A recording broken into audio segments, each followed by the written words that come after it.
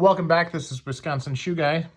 And yes, these are black shoes. And if you've watched my channel, you know that I'm not a fan of black shoes. I have two pairs in my collection. The first pair I got was a pair of Wholecuts with a medallion on it. And that was to make sure that I had one pair. And I got a pair of Crockett & Jones hand grade. Really excited with them, but when I got them, the fit was so-so. Wasn't that great. And then when Foster & Sons was liquidating their stock, I ordered what I thought was a pair of brown ones, but I had some trouble with the shopping cart and went back and forth a couple times and wound up ordering a pair of black ones.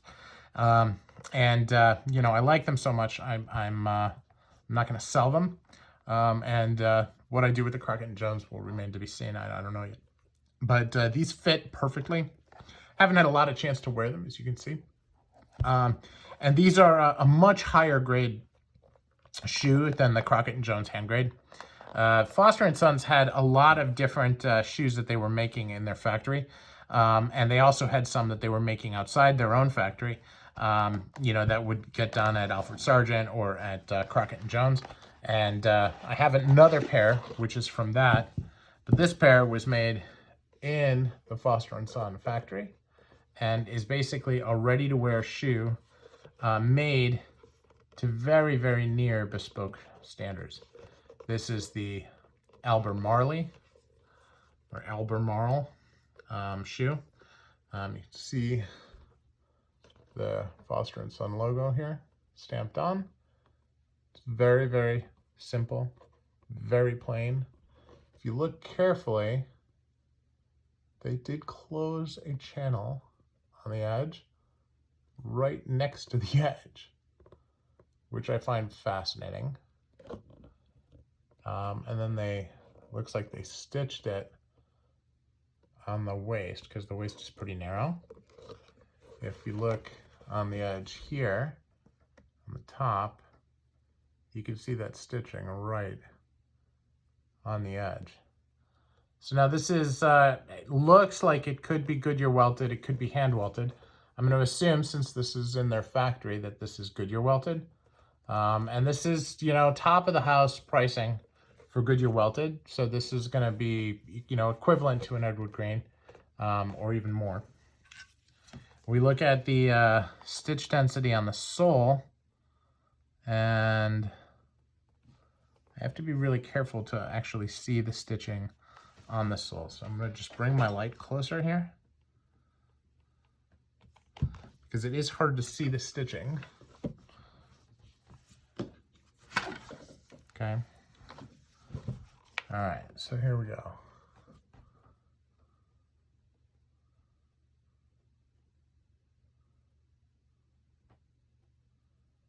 And that looks like 4 stitches per centimeter.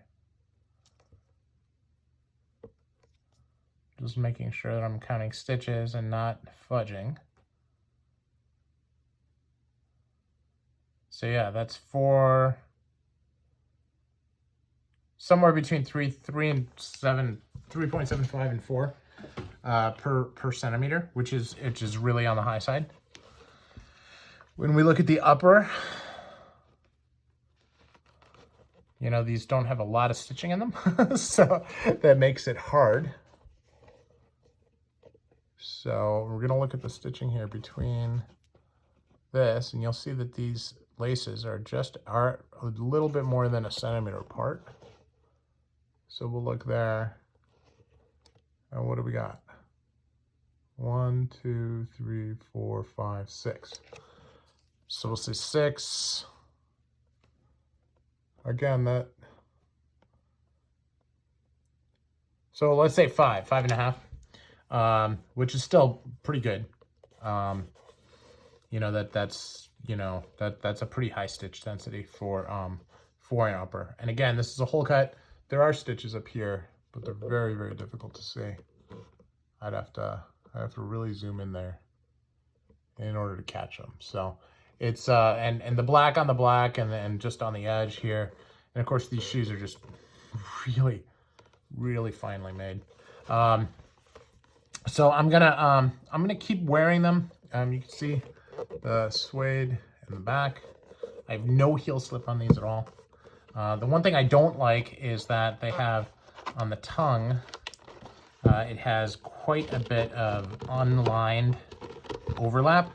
I've talked about this on the channel before. I really don't like it when there's a lining overlap. Here, let me get this. So you see that where it's got the black over the tan? That I'm not a fan of. That can sometimes crinkle up. It can wrap into the shoe. It's not a good look, and not nice to wear. So from my perspective, that's probably the worst thing on the shoe.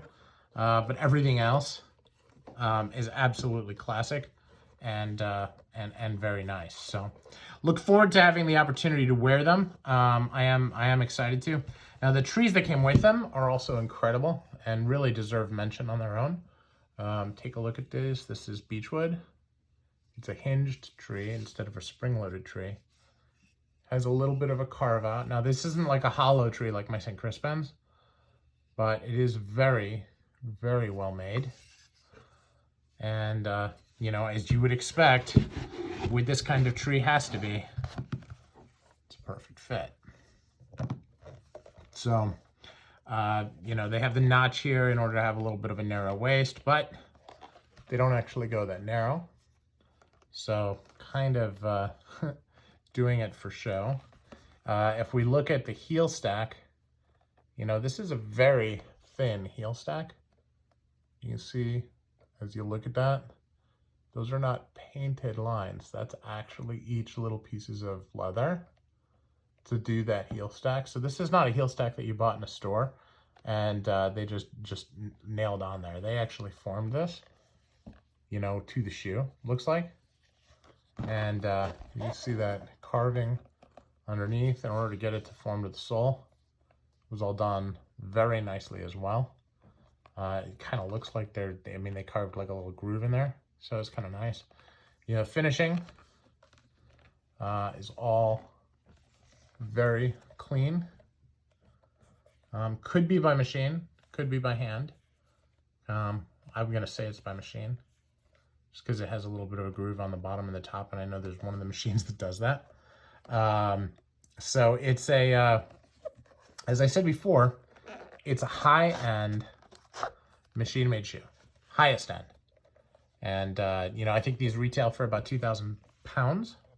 So they're very expensive. I was fortunate and I found a deal at 50% off, a little bit more than that actually.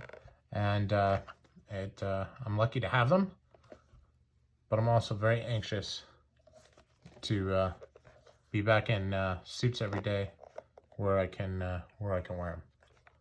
So as much as I wear my dress shoes, you know, with jeans and with khakis and with dress slacks and stuff over the summer, and out of the home office, I'm excited. End of July, I start traveling again, and we'll start putting these things to good use. So this is Wisconsin Shoe Guy, and that is the Foster & Son Albermarle. And look forward to your comments on that and what you think.